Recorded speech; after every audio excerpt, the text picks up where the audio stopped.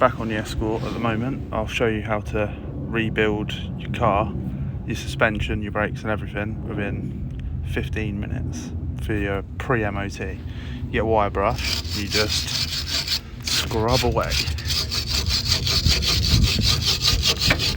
Rebuilding as we speak. Get all the main flakiness off. Like that. Same as the suspension. All the flakes off.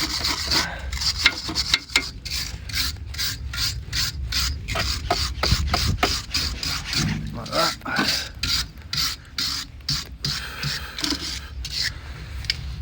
And then you get the old can of rebuild out. Just give it a